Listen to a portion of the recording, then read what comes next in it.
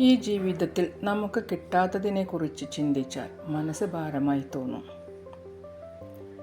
പക്ഷേ നമുക്ക് ലഭിച്ചിട്ടുള്ള അനുഗ്രഹങ്ങളെ ഓർക്കുമ്പോൾ മനസ്സ് പ്രകാശിക്കും. ഒരു ചെറിയ നന്ദി പോലും നമ്മുടെ ചിന്തയെ മാറ്റും. നന്ദി പറയുന്ന മനസ്സൊരിക്കലും ദാരിദ്ര്യം അനുഭവിക്കില്ല. കാരണം നന്ദിയുള്ളിടത്ത് സന്തോഷവും സമാധാനവും നിറഞ്ഞിരിക്കും. ജീവിതത്തോട് പരാതി പറയുന്നതിന് മുൻപ് അതിന് നന്ദി പറയാൻ പഠിക്കാം. ഒരു തിരി തെളിയിക്കാൻ എളുപ്പമാണ്, എന്നാൽ അണയാതെ സൂക്ഷിക്കാൻ പ്രയാസമാണ്. അതുപോലെയാണ് ബന്ധങ്ങളും. സ്വയം വിശ്വസിക്കുക, നിങ്ങളൊരു വലിയ വൃക്ഷമായി മാറാനുള്ള വിത്താണ്. എല്ലാവർക്കും ശുഭരാത്രി.